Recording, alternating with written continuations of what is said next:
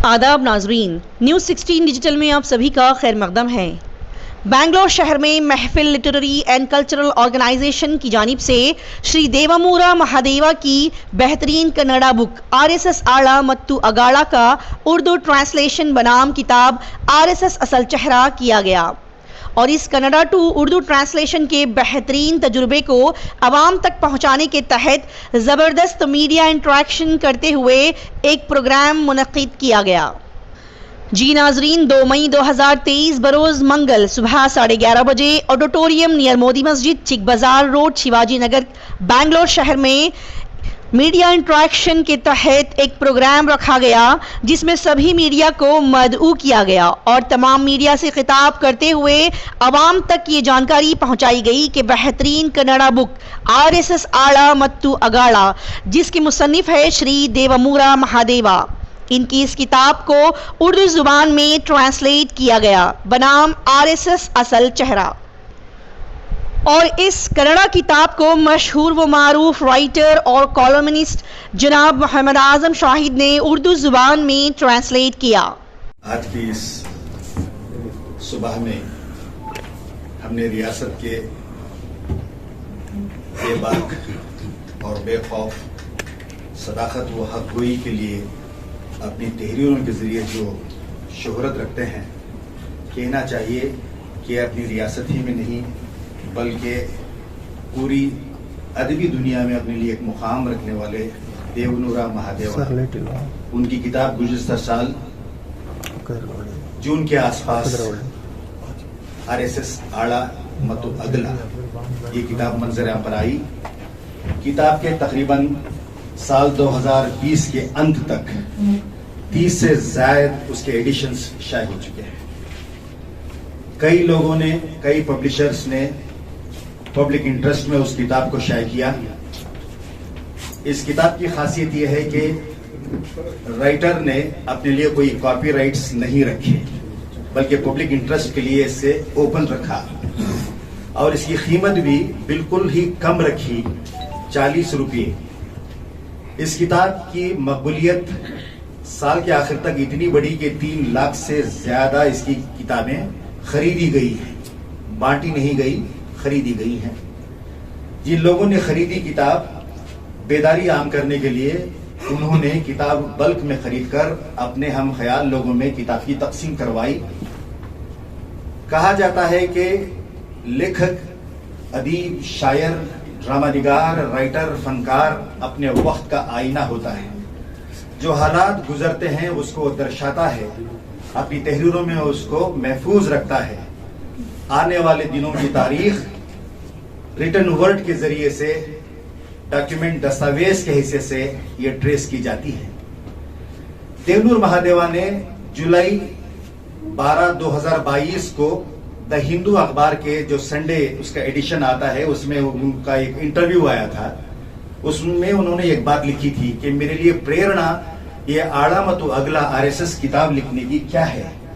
Interview में उन्होंने बरमला कहा था, कैंडिड एक्सप्रेशन के तौर पर कहा था कि जो हालात अपने मुल्क में हैं, जो मुल्क की तहजीब है, जो मुल्क की परंपरा है, उसके खिलाफ हो रहे हैं हालात। एक दूसरे में जो सदियों पुराना भाईचारा था, आज उसको तोड़ने के लिए उस कल्चरल फैब्रिक को कमजोर करने की कोशिशें की जा रही हैं। और अपनी रियासत कर्नाटक जो खुशहाली का, अमन का, शांति का गहवारा था, यहां भी अब वो बादल मंडलाने लगे हैं। यहां भी जो सारे हिंदुस्तान का माहौल है, कर्नाटक की भी जो शांति युक्त जो परंपरा थी उसको दागदार करने की कोशिशें जारी हैं। इन हालात की रोशनी में देवमूरा महादेवा ने किताब में भी लिखा है कन्नड़ में कि मैंने ये किताब इसलिए लिखी कि मौजूदा नस्ल को, जिसमें बूढ़े भी हैं, जवान भी हैं, नौजवान नस्ल भी है, उनको यह मालूम है कि जो दिख रहा है वो अंदर से क्या है, जो बाहर है वो अंदर क्या है। तो देवमूरा महादेवा लिखते हैं कि मैंने जब इस पर काम करना शुरू किया, मैंने देखा कि एक ऐसी बदबूदार गंदी बावली है, उसका मंजर इतना भयानक है, जो मैंने वो भयानकपन देखा, उसकी कुछ झलकियां मैंने तकरीबन 70 सफ़ात के छोटे किताबचे में मैंने ये लिखा है। उन्होंने कहा है कि यह किताब लास्ट वर्ड नहीं है। उन्होंने आरएसएस के जाहिर को, बातिन को, जो नजर आ रहा है उसको, जो नजर नहीं आ रहा है उसको रूबरू करने के लिए, आश्कार करने के लिए, लोगों को समझाने के लिए उन्होंने खुद अपने तौर से नहीं लिखा, बल्कि आरएसएस के जो अहम कर्ता धर्ता रहे हैं, वो हेडगेवार रहे हों या गोलवलकर रहे हों या सावरकर रहे हों, उनकी स्पीचेस और उनकी जो किताबें हैं, उनके जो आर्टिकल्स हैं, ऑर्गेनाइजर जो उनका मेन ऑर्गन है, उसमें जो चीजें छपती हैं, उसके तमाम इख्तिबासात, एक्सट्रैक्ट्स को उन्होंने इसमें लिखा। फिर उसके बाद उन्होंने जोड़ा है उसको, क्योंकि कर्नाटक के साहित्य की ये परंपरा है कि हर एक की अलग अलग शैली होती है लिखने की। देवनूर महादेवा की शैली बिल्कुल सरल, सादा और लोगों की कॉमन डायलेक्ट में लिखने वाले राइटर हैं देवनूर महादेवा। उन्होंने इसमें इस्तारों को इस्तेमाल किया है, सिंबॉलिकली उन्होंने चीजों को लिखा है और फेबल्स यानी सबक आमोज कहानियों को जोड़कर उन्होंने सारी चीजें हमें बताई हैं। तो इनकी किताब को उन्होंने 7 चैप्टर्स में, छोटे छोटे चैप्टर्स में बिल्कुल स्पॉन्टेनियस फ्लो के साथ चीजें को समझाने की कोशिश की है। 2 बातें मैं जिक्र करना चाहूंगा। कर्नाटक की लोक कथाओं में, फोक बिलीव्स में कुकुमारी ये कॉन्सेप्ट है कि जिस तरह नॉर्थ इंडिया में कल आना दरवाजों पे लिखा रहता है, इसी तरह नाले बा यहां कन्नड़ में देहातों में लिखा रहता है। वो कहते हैं कि एक ऐसी मनहूस किस्म की रूह आपके घर आएगी, आपको पुकारेगी, आपको जवाब नहीं देना है, खामोश रहना है, वो वरना खून थूक कर आप मर जाएंगे। इस लिहाज से बाहर लिख देना है कि कल आना। इसी तरह एक फिल्म आई थी स्त्री, उसमें भी ये चीजों को दर्शाया गया है। ये मिसाल देकर देवनूर महादेवा ने यह समझाने की कोशिश की है कि आपके दिल दिमाग पर दस्तक देती है आरएसएस आपके अंदर दाखिल होने के लिए, मगर आपको समझबूझ के साथ कॉन्स्टिट्यूशनल अवेयरनेस के इंडियन होने की हैसियत से, भारतीयता को अपनाने की हैसियत से आपको आपके जहन के दरवाजों पर यह लिख देना है कि कल आना, ताकि वो वापस चली जाए। उन्होंने उसमें कई चीजें लिखी हैं और वो कहते हैं कि आरएसएस जो है नौजवान नस्ल को, यूथ को विचारवादी बनाना नहीं चाहती, प्रचारक बनाना चाहती है। कई लोगों ने इसमें लिखा है कि आरएसएस का मकसद यह है कि रोबोट की तरह यूथ उनके एजेंडे के मुताबिक काम करें, चलते फिरते बम की तरह काम करें, लोगों में नफरत फैलाएं।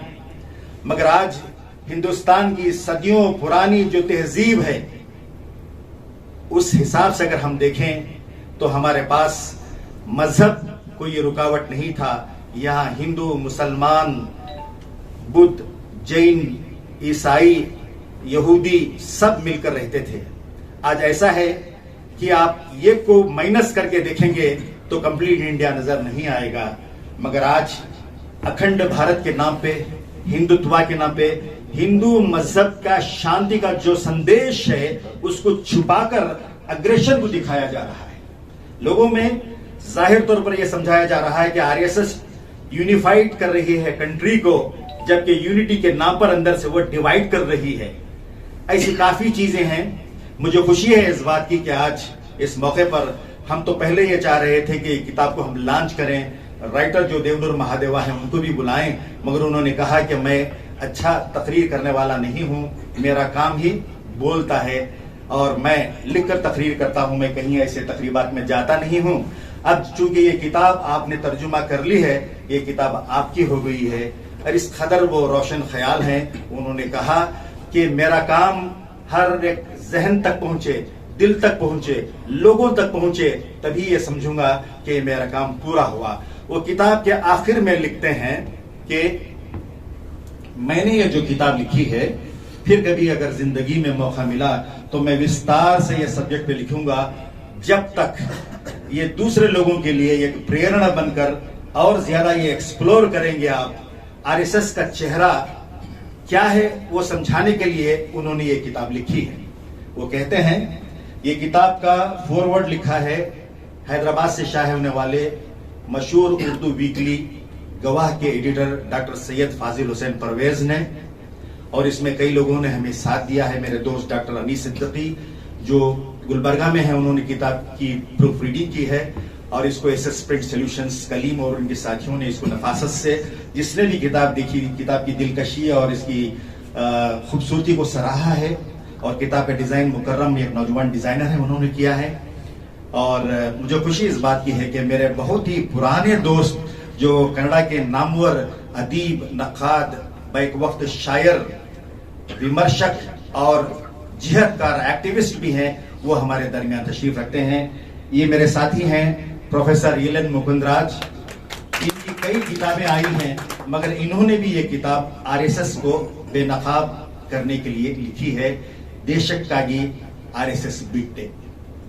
मुल्क की खातिर, मुल्क की सालमियत की खातिर मैंने आरएसएस को छोड़ा। और एक हमारे साथी हैं हनुमेगौड़ा, उन्होंने भी एक किताब लिखी है प्रेरणा पाकर, देवनूर महादेवा की किताब के बाद आरएसएस कराड़ मुथगड़ो अल्वा सर, यानी तारीख पहलू जो हैं आरएसएस के, उसको आश्कार करते हुए उन्होंने भी एक किताब लिखी है। और कन्नड़ में एक रिवायत है कि लोग किताबें खरीदते हैं, पढ़ते भी हैं, फिर इसके बाद किताबों को अपने करीब रखते हैं। वो रिवायत कन्नड़ में रही है। अफसोस कि अपनी जबान की क्या सूरत हाल बताने का मौका नहीं है। बहरहाल मेरे एक और साथी हैं श्री लक्ष्मीपति कोलारा, मेरे अपने गांव के हैं, हम एक साथ बड़े हुए हैं। वो भी बैक वक्त कई कमालात के हामिल शख्सियत हैं, शायर हैं, नक्काद हैं, जिहादकार हैं, मुहक्किक हैं, और उन्होंने हमेशा मुल्क की जो कल्चरल ताने बाने हैं उनको मजबूत करने के लिए बेखौफ बेकतर होकर लिखा है। और हमारे दरमियान कन्नड़ा के एक और वरिष्ठ लेखक हैं एन के मोहन राम, जिन्होंने हिंदुस्तानी मुसलमानों की सूरत हाल का जायजा लेकर इब्बत मंदने शतमानदा मुस्लिमरा अनाथ प्रज्ञे, उर्दू में भी वो किताब तर्जुमा हुई है, उन्होंने लिखा है।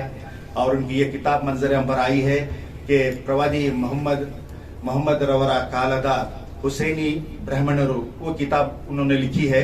किताब के इंट्रोडक्शन में उन्होंने लिखा है कि ये किताब लिखकर मैंने कोई तीर नहीं मारा, बल्कि मुल्क में जो गर्मी चल रही है, नफरत की हवाएं, गर्म हवा जो चल रही है, इसमें मेरी किताब कम से कम एक ठंडक, एक हल्के से सर्द झोंके का काम करे, मजहबी मुनाफिरत को कम करे। उन्होंने ये साबित किया है कि हजरत हुसैन के अकीदतमंद न सिर्फ अहले ईमा बल्कि गैर भी हैं जो सारी दुनिया में फैले हुए हैं, उनका सिलसिला आज भी चल रहा है। और टीपू सुल्तान हैदर अली के ताल्लुक से जितने भी गलत हमारे पास स्टोरीज आती रहती हैं, उसका हमेशा मुदल्लल मुंह तोड़ तारीखी हकाइक पर जिसने जवाब दिया है, तलकाड़ चिकरंगे गोड़ा हमारे साथ हैं। वो भी हमारे हौसला अफजाई के लिए तशरीफ लाए हैं। उनके साथ हमारे दोस्त जगदीश हैं और दीगर हमारे अहबाब मीडिया के जुड़े हैं, वह सब यहाँ तशरीफ लाए हैं। आप सब ने हमें हौसला बख्शा है। और मैं किताब के बारे में मजीद क्या कहूँ, किताब आप जब पढ़ेंगे मुझसे बेहतर तौर पे आप समझ पाएंगे। और मेरे बहुत ही देराना रफीक, मेरे अजीज दोस्त जनाब जफर मोहिउद्दीन तशरीफ लाए हैं। वो अलियांस फ्रांस से बैंगलोर जो इंडो फ्रेंच कल्चरल सेंटर है उसके मुंतखब सदर हैं। और हम एक साथ यूनिवर्सिटी में पढ़ा करते थे। उनके मसरूफियात के बावजूद वो तशरीफ रखते हैं। अयूब खान मुतहर्रिक एडवोकेट हैं, कलमकार हैं, वो भी तशरीफ रखते हैं। और दीगर हमारे तमाम मीडिया के साथी, मकबूल अहमद सिराज साहब हमारे बहुत ही सीनियर जर्नलिस्ट हैं और उनकी निगाह हालात हाजिराबाद बड़ी गहरी है और उनका मुताल्ला भी इस कमाल का कि उनकी तहरीरों में वो चीजें झलकती हैं। मैं आप सबका खैर मकदम करते हुए ದೇವನೂರು ಮಹಾದೇವ ಅವರು ಕನ್ನಡದಲ್ಲಿ ಬರೆದಿರುವಂಥ RSS ಆಳ ಮತ್ತು ಅಗಲ ಅನ್ನುವ ಪುಸ್ತಕವನ್ನು ನಮ್ಮ ಮಿತ್ರರು, ಉರ್ದು ಲೇಖಕರು, ವಿದ್ವಾಂಸರು ಆದಂಥ ಮೊಹಮ್ಮದ್ ಅಜಮ್ ಶಾಹಿದ್ ಅವರು ಉರ್ದುನಲ್ಲಿ ಪ್ರಕಟ ಮಾಡಿದ್ದಾರೆ. ಅದನ್ನು ಅನುವಾದ ಮಾಡಿ ಇವತ್ತು ಬಿಡುಗಡೆ ಮಾಡಿದ್ದೀವಿ ನಾವೆಲ್ಲ ಸೇರಿ. ಭಾಳ ಸಂತೋಷ. ಈ ಕನ್ನಡದ ಪುಸ್ತಕ ಲಕ್ಷಾಂತರ ಪ್ರತಿಗಳು ಕಳೆದ 1 ವರ್ಷದಿಂದಲೂ ಕೂಡ ಕನ್ನಡಿಗರ ಮನೆ ಮನೆಗೆ ತಲುಪ್ತಾ ಇದೆ. ಸೊ ಅಷ್ಟರ ಮಟ್ಟಿಗೆ ಇದು ಕನ್ನಡಿಗರಲ್ಲಿ ಜಾಗೃತಿಯನ್ನು ಉಂಟು ಮಾಡಿದೆ. ಏನು ಈ ಪುಸ್ತಕದ ಚಿಂತನೆ, ಇದರೊಳಗಡೆ ಏನಿದೆ ಅಂತಂದರೆ, ರಾಷ್ಟ್ರೀಯ ಸ್ವಯಂ ಸೇವಕ ಸಂಘ ಅಥವಾ RSS ಅನ್ನೋದು ಯಾವುದು ದೇಶಭಕ್ತಿಯ ಸಂಘಟನೆ ಮತ್ತು ಬಹಳ ಪ್ರಾಮಾಣಿಕರಿರುವಂಥ ಸಂಘಟನೆ ಮತ್ತು ದೇವರು, ಧರ್ಮ ಇದೆಲ್ಲವನ್ನು ಪರಂಪರಾಗತವಾದ ಮೌಲ್ಯಗಳನ್ನು ಕಾಪಾಡಿಕೊಳ್ಳುವ ಸಂಘಟನೆ ಅಂತ ಇದೆಯಲ್ಲ, ಅದರ ನಿಜವಾದ ಉದ್ದೇಶ ಏನು ಅನ್ನುವಂಥದ್ದನ್ನು ಮಹಾದೇವ RSSನ ಮುಖಂಡರ ಚಿಂತನೆಗಳನ್ನು ಇಟ್ಟುಕೊಂಡೇ ಈ ಪುಸ್ತಕದಲ್ಲಿ ರಚನೆ ಮಾಡಿದ್ದಾರೆ. ಗೋಲ್ವರ್ಕರ್ ಇರ್ಬೋದು, ಅಥವಾ ಸಾವರ್ಕರ್ ಇರ್ಬೋದು, ಇಂಥವರ ಚಿಂತನೆಗಳು ಚಿಂತನ ಗಂಗಾ ಥರದ ಪುಸ್ತಕದೊಳಗಿರ್ಬೋದಾದಂಥ ಆಧಾರಗಳನ್ನು ಬಳಸಿ ಮಹಾದೇವ ಭಾಳ ಚೆನ್ನಾಗಿ ಬರೆದಿದ್ದಾರೆ.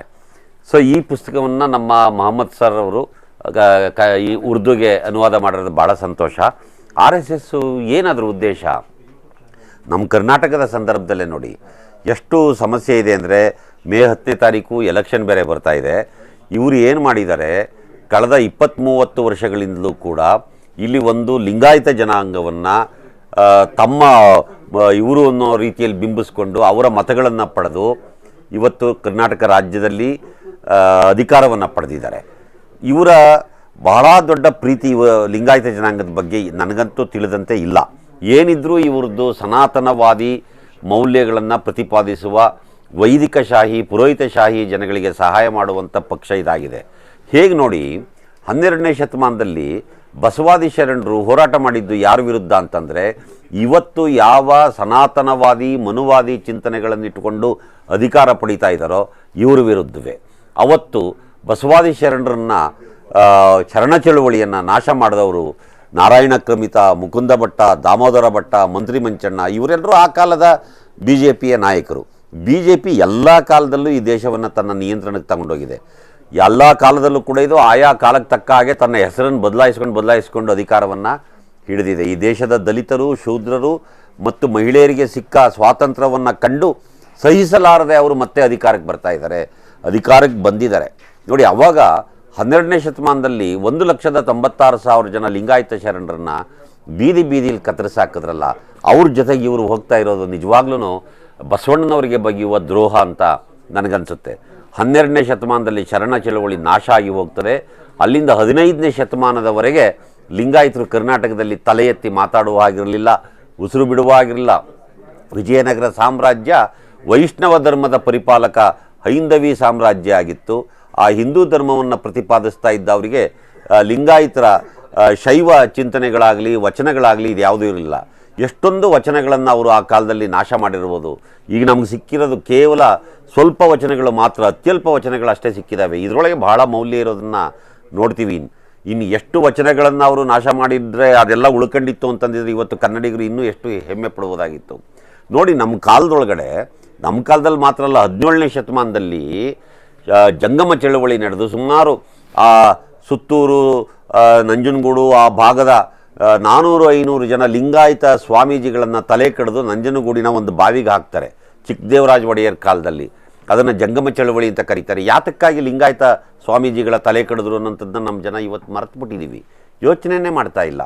ಆಮೇಲೆ 15ನೇ ಶತಮಾನದಲ್ಲಿ ಆದಿಲ್ ಶಾಹಿಗಳು ಬಂದು ದಾಳಿ ಮಾಡಿ ವಿಜಯನಗರದ ಮೇಲೆ ವಿಜಯನಗರ ಸಾಮ್ರಾಜ್ಯವನ್ನು ಸೋಲಿಸದೇ ಇದ್ದಿದ್ದರೆ ಬಹುಶಃ ಲಿಂಗಾಯತರು ತಲೆ ಎತ್ತಿ ಇವತ್ತಿಗೂ ನಡೆಯೋಕ್ಕಾಗ್ತಿರಲಿಲ್ಲ ಅಂತ ನನ್ನ ಭಾವನೆ. ಯಾವಾಗ ಆದಿಲ್ ಶಾಹಿಗಳು ರಕ್ಕಸತಂಗಡಿ ತಾಳಿಕೋಟೆ ಯುದ್ಧದಲ್ಲಿ ವಿಜಯನಗರ ಸಾಮ್ರಾಜ್ಯವನ್ನು ಸೋಲಿಸ್ತಾರೋ ಆಗ ಲಿಂಗಾಯತರು ಮತ್ತೆ ಎದ್ದು ನಿಲ್ತಾರೆ. ಆಗಲೇ ಯಡಿಯೂರು ಸಿದ್ಧಲಿಂಗೇಶ್ವರ ಅವರು 15ನೇ ಶತಮಾನದಲ್ಲಿ ಗದಗ ತನಕ ಹೋಗಿ ಲಿಂಗಾಯತ ಧರ್ಮಕ್ಕೆ ಒಂದು ಪುನಶ್ಚೈತನ್ಯವನ್ನು ಕೊಡ್ತಾರೆ. ಅಕಸ್ಮಾತ್ ವಿಜಯನಗರ ಸಾಮ್ರಾಜ್ಯದ ಆಡಳಿತವೇ ಮುಂದುವರೆದಿದ್ದರೆ, ಅಕಸ್ಮಾತ್ ಆದಿಲ್ ಶಾಹಿಗಳು ದಾಳಿ ಮಾಡದೇ ಇದ್ದರೆ ಯಡಿಯೂರು ಸಿದ್ಧಲಿಂಗೇಶ್ವರ ಕೂಡ ಕೆಲಸ ಮಾಡೋಕ್ಕಾಗ್ತಾ ಇರಲಿಲ್ಲ, ಈ ಲಿಂಗಾಯತ ಧರ್ಮವನ್ನು ಕಟ್ಟೋದಕ್ಕೆ ಸಾಧ್ಯ ಆಗ್ತಾ ಇರಲಿಲ್ಲ. ಇದು ನಮ್ಮ ಜನಕ್ಕೆ ಅರ್ಥ ಮಾಡ್ಕೋಬೇಕು. ಈ ಕಾಲದಲ್ಲಿ ಕೂಡ ಲಿಂಗಾಯತರ ವಿರುದ್ಧ ಬಹಳ ದೊಡ್ಡ ಷಡ್ಯಂತ್ರಗಳನ್ನು ರೂಪಿಸ್ತಾ ಇರೋರು ಯಾರು ನೋಡ್ತಾರೆ. ಈ ಪೇಶ್ವೆ ಸಂತಾನ ಅಂತ ನಮ್ಮ ಕುಮಾರಸ್ವಾಮಿ ಥರದ ರಾಜಕಾರಣಿಗಳು ಹೇಳ್ತಾ ಇದ್ದಾರಲ್ವಾ, ಯಾವ ಆ ಪೇಶ್ವೆ ಸಂತಾನ? ಆ ಪೇಶ್ವೆ ಸಂತಾನದ ದುರ್ಬೋಧನೆಗೆ ಒಳಗಾಗಿಯೇ ಲಿಂಗಾಯತ ವಿದ್ವಾಂಸರನ್ನು ಕೊಲ್ಲಲಾಗ್ತಾ ಇದೆ. ಕಲಬುರ್ಗಿ ಯಾಕೆ ಲಿಂಗಾಯತ ಜನಾಂಗ ಕಲಬುರ್ಗಿಯನ್ನು ಕೊಂದ್ರಿ ಅಂತ ಇಲ್ಲಿವರೆಗೆ ಕೇಳಿಲ್ಲ. ಬಹಳ ದೊಡ್ಡ ಲಿಂಗಾಯತ ವಿದ್ವಾಂಸರು, ಬಸವಾದಿ ಶರಣರ ಬಗ್ಗೆ ಅವ್ರು ಮಾಡಿರೋ ಅಧ್ಯಯನಗಳಿದಾವಲ್ಲ, ಎಷ್ಟು ಉಪಕಾರ ಕನ್ನಡಕ್ಕಾಗಿದೆ ಅದರಿಂದ. ಗೌರಿ ಲಂಕೇಶ್ ಯಾರು? ಆಕೆ ಕೂಡ ಲಿಂಗಾಯತ ಹೆಣ್ಣುಮಗಳು. ಲಿಂಗಣ್ಣ ಸತ್ಯಂಪೇಟೆ ಯಾರು? ಅವರು ಲಿಂಗಾಯತ ವಿದ್ವಾಂಸ. ಹೀಗೆ ಲಿಂಗಾಯತರನ್ನೇ ಟಾರ್ಗೆಟ್ ಮಾಡಿ ಕೊಲ್ತಾ ಇದ್ದಾರೆ. ಇದು ಅರ್ಥವೇ ಆಗ್ತಾ ಇಲ್ವಲ್ಲ ನಮ್ಮ ಜನಕ್ಕೆ. ಲಿಂಗಾಯತರಿಗೆ ಅರ್ಥ ಆಗಬೇಕಾಯ್ತು. ಅವರು ಸ್ವಲ್ಪ ಬುದ್ಧಿವಂತರು, ಬಸವಣ್ಣನ ಪರಂಪರೆಯಲ್ಲಿ ಬೆಳೆದು ಬಂದವರು, ಬಸವ ಪ್ರಜ್ಞೆಯನ್ನು ಹೊಂದಿದವರಿಗೆ ಅರ್ಥ ಆಗಲಿಲ್ಲ ಅಂತಂದರೆ ಇನ್ನು ಯಾರಿಗೆ ಅರ್ಥ ಆಗುತ್ತೆ? ನೋಡಿ, ಎಂಥ ಒಂದು ದುಸ್ಥಿತಿ. ಈ BJP ಒಳಗಡೆ ಹೋಗಿರಬಹುದಾದಂಥ ಲಿಂಗಾಯತ ಮುಖಂಡರ ಪರಿಸ್ಥಿತಿ ಕೂಡ ಇವತ್ತೇನಾಗಿದೆ ಅಂತ ಯೋಚನೆ ಮಾಡಿ. ಯಡಿಯೂರಪ್ಪನವ್ರ ಸ್ಥಿತಿ ಏನಲ್ಲಿ? ಉಸಿರು ಕಟ್ಟಿದ ವಾತಾವರಣ ಇದೆ. ಅವ್ರಿಗೆ ಹೇಳ್ಕೊಳಕ್ಕಾಗ್ತಿಲ್ಲ, ಬಿಡೋಕ್ಕಾಗ್ತಾ ಇಲ್ಲ. ಅವ್ರನ್ನ ಜೈಲಿಗೆ ಕಳಿಸ್ತವ್ರು ಯಾರು? ಅವ್ರ ಅಧಿಕಾರವನ್ನು ಕಿತ್ಕೊಂಡವ್ರು ಯಾರು? ಇತ್ತೀಚೆಗೆ ಬಂದ ಅವರ ಸರ್ಕಾರವನ್ನು ಕೆಡವಿದವರು ಯಾರು? ಅವ್ರ ಬದಲಿಗೆ ಬೊಮ್ಮಾಯಿಯವರನ್ನು ತಂದವರು ಯಾರು? ಇದನ್ನು ದಯವಿಟ್ಟು ಯೋಚನೆ ಮಾಡಬೇಕಾಗ್ತದೆ. ಅಷ್ಟೇ ಅಲ್ಲ, ಯಡಿಯೂರಪ್ಪನವ್ರಿಗಿಂತ ಹಿಂದೆ ಇಲ್ಲಿ BB ಶಿವಪ್ಪ ಅಂತ ಒಬ್ಬರು BJPಯಲ್ಲಿ ಲಿಂಗಾಯತ ನಾಯಕರಿದ್ದರು. ಅವ್ರ ಕತೆ ಏನಾಯಿತು? ಆಮೇಲೆ ಇವತ್ತು ಜಗದೀಶ್ ಶೆಟ್ಟರು, ಲಕ್ಷ್ಮಣ ಸವದಿ ಇವರ ಪರಿಸ್ಥಿತಿ ಏನಾಯಿತು? ಎಲ್ಲರನ್ನು ಕುತ್ತಿಗೆ ಹಿಡಿದ ಆಚೆಗೆ ಲಿಂಗಾಯತ ನಾಯಕರನ್ನು ತಳ್ಳಲಾಗಿದೆ. ಅಷ್ಟೇ ಅಲ್ಲ, ನಮ್ಮ ಸೋಮಣ್ಣ ಈ ಗೋವಿಂದರಾಜನಗರದಲ್ಲಿ ನಿಂತಿರೋ ಬಹುಶಃ ಗೆಲ್ತಾ ಇದ್ದರು, ಅವ್ರನ್ನ ತೆಗೆದಿದ್ದೇನೆ ಅಲ್ಲೆಲ್ಲೋ ಚಾಮರಾಜನಗರ ವರುಣ ಅಂತ ಅಲ್ಲಿಗೆ ಎಸ್ತವ್ರು ಯಾರು? ಹೀಗೆ ದಿನವೂ ಲಿಂಗಾಯತರ ಮೇಲೆ ದಬ್ಬಾಳಿಕೆ ನಡೀತಾ ಇದೆ. ಇದನ್ನು ಅರ್ಥ ಮಾಡ್ಕೊಳ್ಳದೆ ಇದ್ರೆ ನಾವೇನು ಮಾಡೋಣ, ಎಷ್ಟು ಅಂತ ಹೇಳೋಣ? ಇದು ಬರೀ ಲಿಂಗಾಯತರಿಗೆ ಮಾತ್ರ ಸೀಮಿತ ಅಂತ ಅನ್ಕೋಬೇಡಿ. ನಾಳೆ ಒಕ್ಕಲಿಗ ನಾಯಕರಾದ ಅಶ್ವತ್ಥನಾರಾಯಣ, CT ರವಿ, ಆಮೇಲೆ ಅಶೋಕು ಇವ್ರ ಪರಿಸ್ಥಿತಿಯೂ ಹಿಂಗೆ ಆಗುತ್ತೆ. ಗೋವಿಂದ ಕಾರಜೋಳ ಥರದ ದಲಿತರ ಪರಿಸ್ಥಿತಿಯೂ ಹಿಂಗೆ ಆಗುತ್ತೆ. ಇವರು ಯಾರನ್ನು ಅಧಿಕಾರದಲ್ಲಿ ಮುಂದುವರಿಯಕ್ಕೆ ಬಿಡಲ್ಲ. ಅಧಿಕಾರಕ್ಕೆ ಬರೋದಕ್ಕೆ ಬೇಕಾದ ವ್ಯವಸ್ಥೆಗೆ ಇವ್ರನ್ನ ದುರ್ಬಳಕೆ ಮಾಡ್ಕೊಳ್ತಾರೆ ಹೊರತು ಮುಂದಕ್ಕೆ ಇವರು ಅಧಿಕಾರ ಚಲಾಯಿಸೋದಕ್ಕೆ ಬಿಡಲ್ಲ. ಸುಮ್ಮನೆ ನಮ್ಮ ಶೂದ್ರ ಜನಾಂಗ ಲಿಂಗಾಯತರು, ಒಕ್ಕಲಿಗರು, ಕುರುಬರು ಎಲ್ಲ ನಮ್ಮದು ಈ ಪಕ್ಷ ಅಂತ ಯಾಕೆ ಸಾಯ್ತಾ ಇದ್ದೀವಿ? ಇವರಿಗೆ ಡೆಮಾಕ್ರಸಿ ಬಗ್ಗೆ ನಂಬಿಕೆ ಇಲ್ಲ, ಪ್ರಜಾಪ್ರಭುತ್ವ ಬಗ್ಗೆ ನಂಬಿಕೆ ಇಲ್ಲ, ಸಂವಿಧಾನದ ಬಗ್ಗೆ ಗೌರವ ಇಲ್ಲ. ಈ ದೇಶದ ಪ್ರಜಾಪ್ರಭುತ್ವವನ್ನು ನಾಶ ಮಾಡಿ ಮತ್ತೆ ಇದು ಧರ್ಮದ ಹೆಸರಿನಲ್ಲಿ ಒಂದು ಜಾತಿಯ ಆಡಳಿತವನ್ನು ತರುವುದೇ ಇವರ ಉದ್ದೇಶ ಆಗಿದೆ. ನಾವೆಲ್ಲ ಇದನ್ನು ಬೇಕಾದಷ್ಟು ಸರಿ ಮಾತಾಡಿದ್ದೀವಿ. ದಯಮಾಡಿ ನಾನು ಕರ್ನಾಟಕದ ಎಲ್ಲ ಜಾತಿ ಜನಾಂಗದ ಮಿತ್ರರಲ್ಲೂ ವಿನಂತಿ ಮಾಡ್ಕೊಳ್ಳೋದೇನು ಅಂತಂದರೆ, ಚುನಾವಣೆಯಲ್ಲಿ ಯೋಚನೆ ಮಾಡಿ ಮತ ಚಲಾಯಿಸಿ. ಯಾರಿಗೆ ಓಟ್ ಹಾಕಬೇಕು ಅಂತ ಯೋಚನೆ ಮಾಡಿ. ನಿಮ್ಮ ಭವಿಷ್ಯ ಎಷ್ಟು ಮುಖ್ಯ ಮತ್ತು ನಾಳೆ ನಿಮ್ಮ ಹುಟ್ಟಲಿರುವ ಮಕ್ಕಳು ಮತ್ತು ಮೊಮ್ಮಕ್ಕಳ ಭವಿಷ್ಯವೂ ಅಷ್ಟೇ ಮುಖ್ಯ. ಅದನ್ನು ಗಮನದಲ್ಲಿಟ್ಕೊಂಡು ಈ ದೇಶವನ್ನು ಕಾಪಾಡಬೇಕು, ಕನ್ನಡದ ಅಸ್ಮಿತೆಯನ್ನು ಕಾಪಾಡಬೇಕು. ನಂದಿನಿಯನ್ನು ಹಾಳು ಮಾಡೋಕ್ಕೆ ಹೊರಟಿದ್ದಾರೆ. ನಮ್ಮ SBMನ ನಾಶ ಮಾಡಿದ್ರು. ಆಮೇಲೆ ವಿಜಯ ಬ್ಯಾಂಕು, ಕೆನರಾ ಸಿಂಡಿಕೇಟ್ ಬ್ಯಾಂಕು, ಕಾರ್ಪೊರೇಟ್ ಇವೆಲ್ಲ ಕನ್ನಡಿಗರು ಕಟ್ಟಿದಂಥ ಬ್ಯಾಂಕ್ಗಳು. ನಮ್ಮ ಮೈಸೂರು ಮಹಾರಾಜರು ಕಟ್ಟಿದ್ದು ಮೈಸೂರು ಬ್ಯಾಂಕು. ಇವೆಲ್ಲವನ್ನು ನಾಶ ಮಾಡಿದವರು ಮುಂದಿನ ದಿನಗಳಲ್ಲಿ ಇಡೀ ಕರ್ನಾಟಕವನ್ನೇ ನಾಶ ಮಾಡುವಂಥ ಒಂದು ಬಹಳ ಕರಾಳ ದಿನಗಳು ಬರುವಂಥದ್ದು ನನ್ನಂಥ ಒಬ್ಬ ಲೇಖಕನಿಗೆ ದುಸ್ವಪ್ನವಾಗಿ ಕಾಡ್ತಾ ಇದೆ. ದಯಮಾಡಿ ಮುಂದಿನ ದಿನಗಳಲ್ಲಿ ಎಲ್ಲರೂ ಕೂಡ ಸಂವಿಧಾನವನ್ನು ಕಾಪಾಡುವ, ಪ್ರಜಾಪ್ರಭುತ್ವವನ್ನು ಕಾಪಾಡುವ ನಿಟ್ಟಿನಲ್ಲಿ ಮತದಾನ ಮಾಡಬೇಕು ಅಂತೇಳಿ ತಮ್ಮೆಲ್ಲರನ್ನು ವಿನಂತಿ ಮಾಡಿಕೊಳ್ತಾ ಇದ್ದೀನಿ. RSS ಅನ್ನುವಂಥದ್ದು ಒಂದು ಬೇನಾಮಿ ಸಂಘಟನೆ. ಇವತ್ತು ದೇಶದಲ್ಲಿ RSS ಅಂದರೆ ಶಿಸ್ತು, ತ್ಯಾಗ, ಸೇವೆ, ದೇಶಭಕ್ತಿಗೆ ಹೆಸರಾಗಿದೆ ಅಂತ ಹೇಳ್ತಾ ಇದ್ದಾರೆ. ಆದರೆ ಅದು ಒಂದು ಹೊರಗಿನ ಮುಖ ಮಾತ್ರ, ಅದಕ್ಕೆ ಮುಖವಾಡ ಇದು.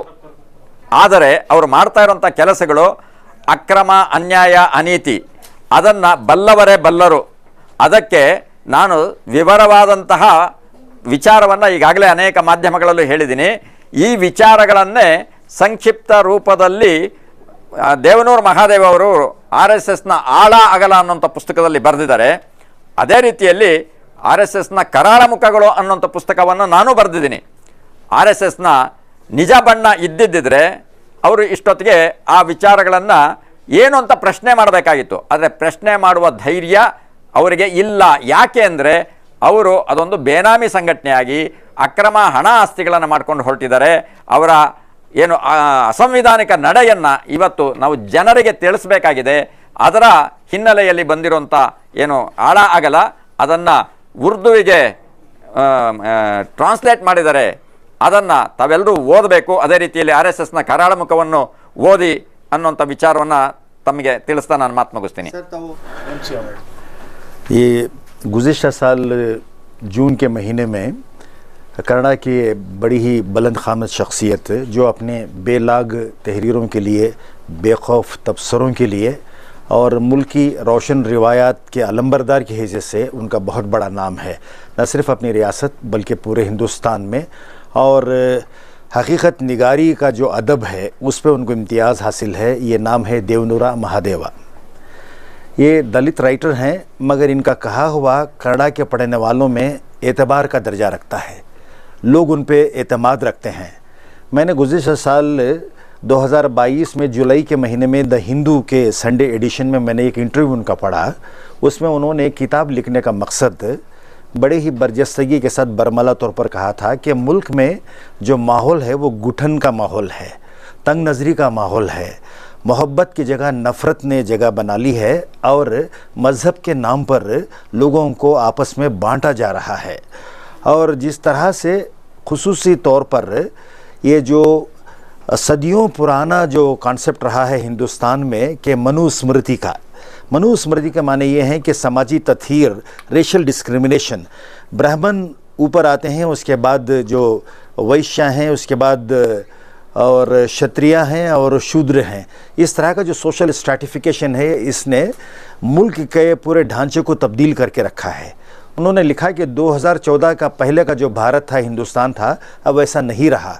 उन्होंने मौजूदा हालात जो पूरे मुल्क में हैं और अपनी रियासत कर्नाटक में जो हालात बदल रहे थे तेज़ी के साथ, कभी अज़ान को मसला बनाया गया, कभी हिजाब को मसला बनाया गया, कभी मुसलमानों के साथ उनकी तिजारती बैकाट की आवाज़ दी गई और मुसलमानों के हवाले से उनके अक़ीदे पर, कभी टोपी पर, कभी दाढ़ी पर, इस तरह की जो बातें होने लगीं, ज़हर व आलूदा बयानात के इस माहौल में उन्होंने सोचा कि मैं बेनकाब करूं आरएसएस को, और आरएसएस की जो ज़ैली तंजीमें हैं, जो उसकी औलाद हैं, उसमें से उसका सियासी चेहरा बीजेपी है।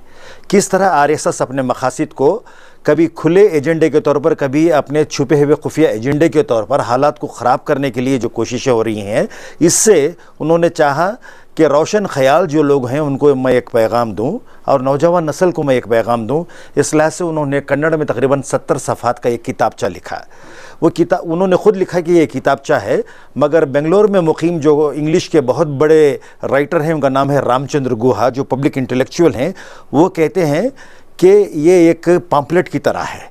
मगर इन दोनों को जोड़कर एक और राइटर हैं आकार पटेल, जो फायर ब्रांड जर्नलिस्ट हैं, बेबाक जर्नलिस्ट हैं, उन्होंने कहा कि किताब की अहमियत उसके सफ़ात से देखी जाती है, ज़ख़ामत से देखी जाती है। मगर उन्होंने कहा कि राइटर ख़ुद देवनूर महादेवा ने उसको किताबचा कहा है, कन्नड़ में उसको उन्होंने पुस्तकी कहा, और रामचंद्र गुहा ने इसको पम्पलेट कहा है।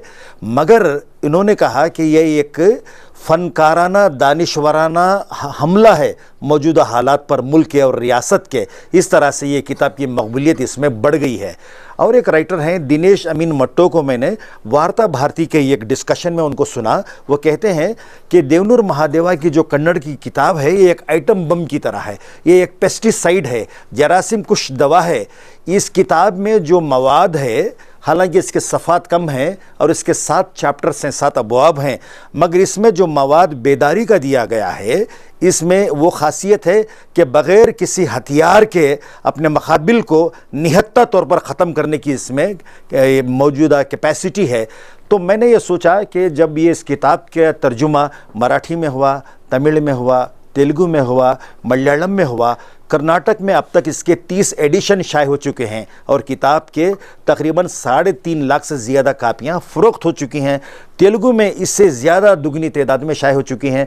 मैंने सोचा कि एक उर्दू के ख़ारी की हैसियत से, एक उर्दू पढ़ने वाले, उर्दू लिखने वाले शख्स की हैसियत से मैंने ये सोचा ये हमारी भी ज़िम्मेदारी है कि मुल्क के मौजूदा हालात में, रियासत के मौजूदा हालात में क्यों ना हम उर्दू तबक़े को भी, उर्दू पढ़ने वाले तबक़े को भी इसे रोशनास करवाएँ। और मैंने ये किताब के तर्जुमे की इजाज़त मांगी, मुझे किताब की तर्जुमे की इजाज़त मिली। मैंने साल 2022 के अक्टूबर के महीने में ही तर्जुमा मैंने मुकम्मल कर लिया था। मगर देवनूर महादेवा ने जिस तरह के वो किताब के एडिशन्स और ज़्यादा छपते गए, तो उन्होंने ये सोचा कि किताब में मज़ीद तरमीमात की ज़रूरत है, मज़ीद हवाले इस्तेमाल करने हैं। मैं आपको बताऊं, किताब लिखने का उनका तरीक़ा बोलचाल की आम ज़बान में है। वो बड़ी रवां और दिलचस्प, आम आदमी के समझ में आने वाली कन्नड़ा की नसर लिखने वाले हैं देवनूर महादेवा। उनकी किताब में उन्होंने 7 चैप्टर्स में ये लिखा है कि उनके तरफ से कोई चीज़ उन्होंने नहीं लिखी है, जबकि आरएसएस के कर्ता धर्ता जो हैं, बाबा आदम जिसे कहते हैं हेडगेवार और गुरु गोलवलकर, वीडी सावरकर, इनके जो तकारीर हैं, इनके जो किताबें उन्होंने आरएसएस की आइडियोलॉजी के ताल्लुक़ से लिखे हैं, उसके इक़्तिबासात उन्होंने लेकर मौजूदा हालात को जोड़कर उन्होंने बताया है कि आरएसएस का जो चेहरा सामने नज़र आता है, अंदर इतना ही खौफनाक, वहशतनाक उसका चेहरा है। ये उन्होंने बताने की कोशिश की है। उन्होंने बताया है कि नौजवान नस्ल को अपनी मुट्ठी में बंद करके आरएसएस ये चाहते हैं कि वो विचारक नहीं बने, सोचने वाले नहीं बने, बल्कि उनके प्रचारक बने, चलते फिरते आटम बम की तरह माहौल को वो ख़राब करें। बताया गया है कि उन्हें इस्लाम से, आरएसएस को क्रिश्चियनिटी से सख्त नफ़रत है, इस लिहाज से कि इस्लाम हो या ईसाइयत हो, समाज में तफरीक़ को नहीं मानते, सब एक ही तरह के मतलब सब इक्वल हैं, मगर उन पर खुसूसी हमला करने के लिए आरएसएस ने पूरी तरह ये कोशिश की है कि हिंदुस्तानी मुसलमानों को मुल्क का दुश्मन करार दें, हिंदुओं का दुश्मन करार दें, ईसाइयों को भी उसी तरह करार दें। उन्होंने बताया है कि मुल्क में अक्सरियत हिंदुओं की है, तो मुल्क में अक़लियत जो भी होते हैं, मुसलमान हो या बुद्ध हो या जैन हो, ईसाइयत हो, सब उनके कंट्रोल में रहें। जब तक वो चाहें मुल्क में रहें, जब वो मुल्क खाली करने के लिए कह दें तो रातों रात ओढ़ना बिछोड़ना लेकर मुल्क खाली कर दें। इस तरह की बातें उसमें लिखी गई हैं। और मज़ीद एक और बात इसमें ये कहना चाहूँगा कि उन्होंने कहा है, देवनूर महादेवानी किताब में, मैंने उसको उर्दू में भी तर्जुमा करके लिखा हुआ है, वह कहते हैं कि ये किताब दरअसल पूरी मुकम्मल किताब नहीं है, बल्कि सोए हुए जहनों पर ये दस्तक देने वाली किताब है। अब तक जो मैंने ये लिखा है कुछ इख्तबासात हैं, इसमें मज़ीद और मैं बेहतर तौर पे बड़ी किताब लिखना चाहता हूँ। जब तक मैं बड़ी किताब ना लिखूँ तब तक मुझसे बेहतर लिखने वालों के लिए बेहतर हालात का जायज़ा लेकर तहक़ीक़ करने के लिए और जो घिनौना चेहरा है आरएसएस का उसको आश्कार करने के लिए, बेनकाब करने के लिए जो कोशिश होनी है, अगर वो उसकी शुरुआत हो तो मैं समझूंगा कि मेरा मकसद ये पूरा हुआ। और मैं ये कहना चाहूँगा कि उर्दू पढ़ने वाले और उर्दू के जो लिखने वाले अहबाब हैं इस पैगाम को ज़्यादातर आम करें। किताब को हर शख्स अपने तौर से शाये कर सकता है, इसमें कोई कॉपीराइट नहीं है, ना ट्रांसलेटर का कॉपीराइट है और ना ही राइटर का कॉपीराइट है। हर कोई एक फ़र्द या कोई एक आर्गेनाइजेशन इसको अपने तौर से पब्लिक इंटरेस्ट में शाये कर सकता है। इसमें एक अर्ज़ नाशिर एक सफ़ा आता है, उसमें वो उनका नाम इस्तेमाल कर ले सकते हैं। बस इसमें चंद नंबर दिए गए हैं, उसमें इतला देनी है कि हम किताब शाये कर रहे हैं और किताब की चंद कापियाँ उनको भेजना है। कोशिश ये की जा रही है, ये जो किताब का साइज़ है इसी ज़ख़ामत पर कन्नड़ा में भी किताब है और अंग्रेज़ी में भी आई है ये किताब, और लोगों में मालूमात उजागर करने के लिए किताब की इशाअत अमल में आई है। चूँकि अब माहौल मुल्क का अलग अलग सा है, मैं चाहूँगा कि हमारे जो उर्दू पढ़ने वाले हैं वो बाखबर रहें, क्योंकि बाखबर कौम ही हमेशा कामयाब रहती आई है। हालत से बेखबर रहते हैं तो जाहिर है कि वो वक्त आएगा हरफ गलत की तरह हम मिटा दिए जाएंगे।